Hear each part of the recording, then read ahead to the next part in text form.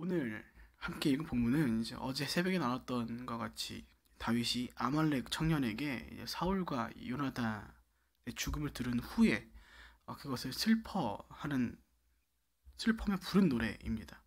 본문 17절을 보면 이렇게 나오죠. 다윗은 사울과 그 아들 요나단을 생각하며 이 노래로 슬퍼하였다고요. 노래로 슬퍼하였다. 슬퍼하는 노래, 이제 애가인 것이죠. 사울과 요나단을 기리며 슬퍼하는 애가. 그리고 본문 18절에서는 다윗은 이 노래에 대하여 어떻게 할 것인지를 나타내고 있습니다. 본문 18절입니다. 유다 사람들에게 이 활의 노래를 가르치라고 명령했습니다. 이것은 야살의 책에 기록되어 있습니다. 사울과 요나단을 기리는 이 애가의 이름을 활의 노래라고 하죠. 실제 원어에서는 노래라는 단어보다 활이라고 되어 있습니다. 그리고 이 18절에 나오는 야살의 책에 기록되어 있다고 하는 야살의 책은 이제 의인의 책이라는 의미인데, 말 그대로 이스라엘 백성들과 지도자들의 영웅적인 업적을 기리는 책입니다. 다만 해당 책에서는 성경과 같은 정경으로서의 권위는 없으며 성경에서도 많은 언급을 하고 있지 않은 책입니다. 지금 내려오는 책도 아니죠. 기록으로만 남아있는 책입니다. 야살의 책에 대한 언급은 성경에서 총 2번이 나오는데, 먼저는 여호수아서에서 태양과 달이 멈추는 사건에 대한 것이며, 또 하나는 오늘 다윗의 애가 활의 노래에 대한 말씀이 바로 그 2가지 말씀입니다. 이제 이러한 다윗의 애간이 활의 노래를 다윗은 유다 사람들에게 가르치라고, 그들에게 부르라고 명령합니다. 단순히 개인의 애도가 아닌 유다 사람들 전체가 기억하고 불러야 할 하나의 공동체적 노래라고 볼 수 있는 것이겠죠. 오늘 본문이 다윗의 애가에는 문맥상 사울과 요나단의 죽음에 대한 애도, 그리고 그것을 할례받지 않은 사람들, 곧 가드와 아스글론에 있는 블레셋 사람들에게 말하지 말 것에 대한 당부와 계속된 사울과 요나단에 대한 애도, 그리고 마지막에는 요나단만을 위한 애도에 대한 내용들이 들어가 있습니다. 여기서 우리는 이 노래를 읽고 한 가지 질문을 던져볼 수 있을 것 같습니다. 왜 굳이 다윗은 사울과 요나단의 죽음에 대한 이 노래를 자신 혼자서 부르는 것이 아닌 유다 사람들이 함께 부르도록 했을까요? 왜 그들의 죽음이 개인의 애도로 끝나는 것이 아닌 유다 전체의 애도로 가게끔, 그리고 함께 애도하게끔 다윗은 왜 그렇게 노래를 부르도록 명령하였던 걸까요? 신명기 31장 19절을 보면 이스라엘 백성들이 하나님께로부터 등을 돌릴 때 이를 증언할 수 있도록 하는 노래를 써서 이스라엘 자손들에게 가르쳐 그들의 입으로 부르게 하라라고 말씀하십니다. 그리고 이어지는 신명기 31장 21절에서는 그렇게 만들어진 노래에 대하여 그들의 자손이 부르기를 잊지 아니한 이 노래라고 말하며, 이제 앞서 말씀드린 19절에 대한 이 노래에 대하여 설명을 덧붙이죠. 하나님께서는 잊지 말아야 할 것들을 기억하게끔 하기 위해서 그것을 노래로 만들라고 말씀하십니다. 이처럼 우리에게서 노래라는 것은 우리가 생각하는 것 이상으로 힘이 있는 것이지요. 그리고 노래는 모든 역사에서도 항상 함께 있던 것이기도 합니다. 시대마다, 그리고 처해 있는 환경마다 불리는 노래가 다릅니다.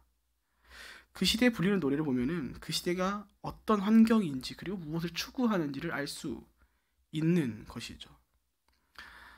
우리나라 역사 가운데 일제강점기 때에는 이제 희망의 나라와 같은 희망을 품은 노래나 시대의 암울함을 담아내는 노래들이 불리었습니다.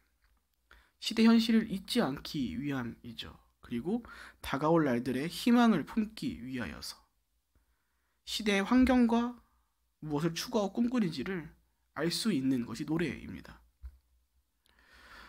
조금 더 나아가 가까운 현실 가운데는 지금부터 약 10년 전 대한민국 가요계를 강타한 휩쓸었던 컨셉이 있는데, 이제 걸그룹들이 복장들이 많이 짧아지는 것들이 굉장히 많이 유행을 하기 시작했죠. 왜 그렇게 했을까요? 돈이 되기 때문입니다. 돈을 벌려고, 돈을 추구하기 때문에 이런 것들이 유도하고 있는 것이죠.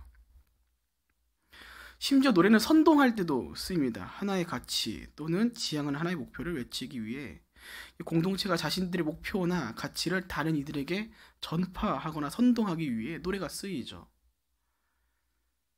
나라에서는 나라의 이념과 가치를 잊지 않기 위해 국가를 부르고, 회사에서는 회사의 이념과 가치를 잊지 않기 위해 사가를 부립니다.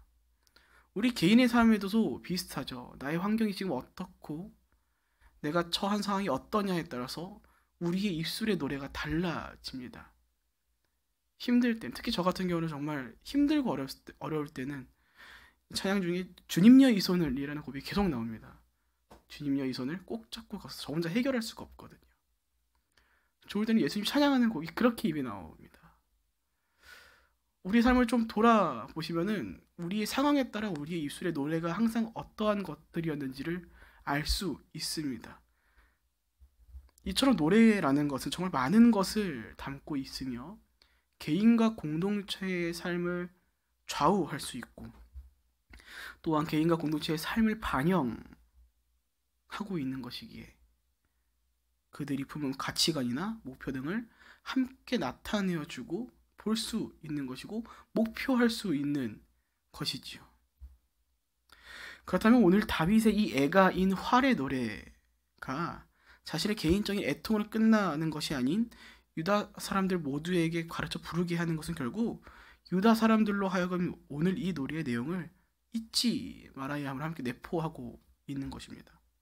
사울이 이스라엘의 지도자였음을, 할례받지 않은 자들은 자신들의 여전히 공격하고 있음을, 자신의 원수인 것인 것을, 비록 다윗 개인에게는 자신을 죽이려 했던 사람이었지만 그럼에도 불구하고 그를 통해서 번영하였을 때가 있었음을, 사울의 아들임에도 불구하고 자신을 아껴주었던 요나단이 있었음을 다윗 자신과 함께 유다 사람들이 기억하고 함께 애통해야 함을 동참하게 한 것입니다.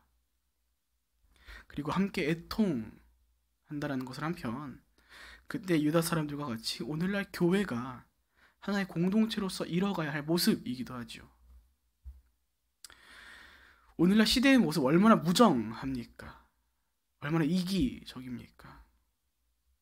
타인의 슬픔에 공감할 시간도 없고 마음도 없습니다. 그것의 가치를 느끼기보단 타인의 슬픔을 짓누르고 그 위에 자신을 군림하거나 자신의 성공의 도구들로 사용하는 일들도 있습니다. 참 속상하죠. 안타깝죠. 더 슬픈 것은 이러한 가치들이, 이러한 모습들이 어느 순간 교회로도 흘러 들어왔다는 것이죠. 성도의 삶의 모습을 나타내어주고 있는 로마서 12장 가운데 15절을 보면은 이렇게 말씀하고 있습니다. 즐거워하는 자들과 함께 즐거워하고 우는 자들과 함께 울라. 결국 우리가 함께 애통해야 한다는 것은 공동체가 타인의 슬픔에, 타인의 고통에 반응할 줄 아는 모습이라는 것이며, 오늘날 무정하고 지독한 개인주의를 넘어서 우리가 그리스도의 몸된 교회 지체로서, 공동체로서 넉넉한 마음으로 내 형제의 아픔을 바라보고 내 형제를 위한 애통함을, 그리고 때로는 우리 이웃을 위한 애통해 하는 모습을 우리가 취해야 함을 나타내어 주는 것이기도 하죠. 함께 슬퍼하는 것, 기억하며 함께 애통해 하는 것.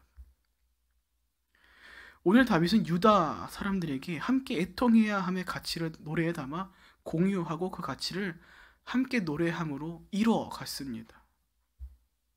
이런 모습은 오늘날 우리 형제의, 자매들의 아픔과 고통에 반응하고 함께 애통해야 함을 우리가 요구하고 있다는 것을 기억하실 저와 여러분 되시기 축복드립니다.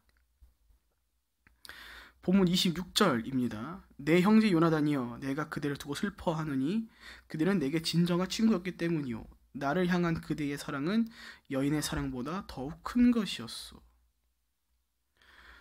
오늘 다윗은 자신의 애가의 마지막을 자신을 너무나도 아껴 주었던, 사랑하였다라고 표현하였던 요나단을 향한 애도로 마무리 지어갑니다. 그런데 오늘 본문 26절을 보면 다윗이 요나단이 자신에게 베푼 사랑에 대하여 이렇게 말합니다.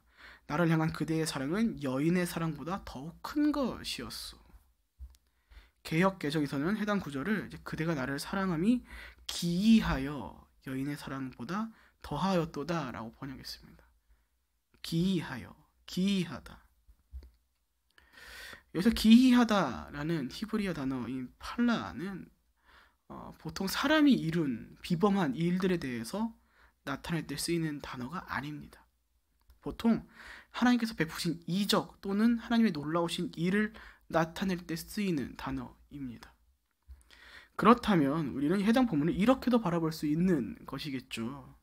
다윗을 향한 요나단의 사랑은 하나님으로부터 비롯됐다. 또는 하나님께서 요나단을 통해 다윗에게 사랑을, 그분의 이적을, 그분의 놀라우신 일을 베푸시고 이루셨다. 그리고 다윗은 그것을 노래하였다. 오늘날 우리 가운데 무엇을 떠오르게 합니까? 그분의 기이하신 일, 베푸신 놀라운 일, 우리를 향한 주님의 사랑, 예수 그리스도의 사랑, 자신을 내어주며 그 사랑을 확증하신 예수 그리스도, 자기 자신을 죽음으로까지 몰아가면서 내가 너희를 사랑한다 라고 말씀하신 그분의 그 사랑, 우리가 이런 일을 듣고 보고 누가 기이하지 않다고 말할 수 있겠습니까? 그 누가 이것을 보고 하나님께서 베푸신 이적이 아니라고, 놀라운 일이 아니라고 말할 수 있겠습니까? 그렇게 우리는 노래해야 하는 것입니다. 그분의 사랑을, 그분의 크심을, 그분의 위대하심을, 그분의 일하심을, 주님의 높고 위대하심을 우리가 함께 고백하죠. 주님의 높고 위대하심을 내용이 찬양하네. 다윗이 개인을 넘어 유다 공동체 모두가 함께 노래하였던 것처럼 우리도 우리 개인을 넘어 공동체가 함께 주의 사랑을, 그 위대하심을, 그 놀라우심을 함께 기억하고 평생의 삶 가운데 잊지 아니하고 우리가 한 목소리로, 한 입술로, 공동체적 고백으로 노래해야 하는 것이죠. 이 고백들이 우리의 입술 가운데 항상 거해야 하는 것입니다. 잊지 아니하고 우리를 향한 그 기이한 일들을 말이죠. 사랑하는 여러분, 오늘날 여러분의 입술에서 무엇을 노래하고 계십니까? 무엇을 고백하고 있으십니까? 부디 오늘 말씀을 기억하시면서 여러분의 입술 가운데 예수 그리스도의 사랑을 잊지 아니하고 끊임없이 그분의 기이한 사랑을, 위대하신 일을, 그분의 비범하심을, 그분의 위대하심을 노래할 수 있는 저와 여러분 모두가 되시길 축복드립니다. 그 노래를 멈추지 마십시오. 그 노래함을 잊지 마십시오. 평생의 삶 가운데 주님이 다시 오실 그날까지 우리를 향한 그 사랑을 잊지 아니하고 오늘 다윗이 유다 백성들과 함께 노래하였던 것처럼 우리가 함께 모여 그의 이름을 부름이 우리 삶 가운데 계속해서 이뤄가길 축복드립니다. 그리고 그와 함께 우리에게 베푸신 그 사랑을 기억하며 예수 그리스도의 사랑을 잊지 아니하고 그분의 사랑을 우리의 노래로 끝내는 것이 아닌 때때로 우리 형제와 자매에게, 우리의 이웃에게 그들이 아파하고 눈물 흘리며 함께 애통해 함으로 우리가 그 사랑을 전하는 넉넉한 마음으로 이 무정한 시대 가운데 무정함이 아닌 따스함으로 살아가는 진정 넉넉한 마음으로 함께 슬퍼할 줄 아는 공동체로서의 저와 여러분 모두가 되시길 주님의 이름으로 축복드립니다. 아멘.